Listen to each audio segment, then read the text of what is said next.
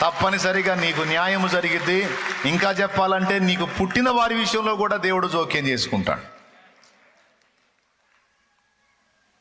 నా దేవుడు అన్యాయస్తుడు కాదు. ఈ మాట పట్టుకొని నువ్వు దేవుని ముందు కూర్చోవచ్చు, ప్రార్థన కూడా చేయొచ్చు. అయినా నువ్వు చెయ్యవు. ఎందుకంటే నీకు ముందే తెలుసు, నేను మొత్తుకున్నా మొత్తుకోపోయినా ఆయన నామం కోసం కష్టపడుతున్న నా ప్రయాస నా తండ్రికి తెలుసు. ఆయన నామ మహిమార్థమై పరిశుద్ధులకు నేను చేస్తున్నా చేయబోతున్నా ఉపచారము నా తండ్రికి తెలియదా? నా తండ్రికి తెలుసు. తప్పకుండా ఆయన నాకు న్యాయం చేస్తాడు. చెయ్యకపోయినా పర్వాలేదు, చెయ్యకపోయినా పర్వాలేదు. ఈ బాధలు ఇంతకింత అయినా నేను మాత్రం ఆయన పనిని ఆపను, ఆయన సేవను ఆపను, ఆయన చిత్తము నెరవేర్చుట ఆపను. ఇది నాకు గొప్ప భాగ్యము,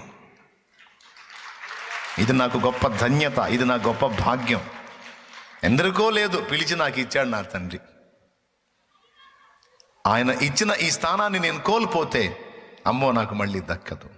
ఒక పూట కూటి కొరకు తన జ్యేష్ఠత్వపు హక్కు నమ్మేసుకున్న ఏశావు లాంటి భ్రష్టత్వంలోనికి నేను వెళ్ళను. నాకు నా ప్రభువు కావాలి, ఆయన సన్నిధి కావాలి, ఆయన సన్నిధిలో స్థానం కావాలి, ఆయన సన్నిధిని పరిచర్య సేవ కావాలి. నాకు సేవ.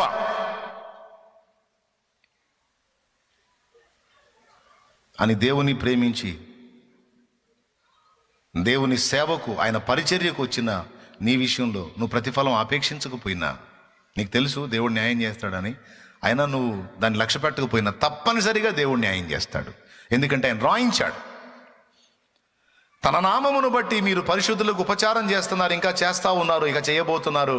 కాబట్టి మీ పరిచర్యను, ఉపచారాన్ని, మీ సేవను, మీ ప్రేమను మర్చిపోవడానికి ఆయన అన్యాయస్తుడు కాడు.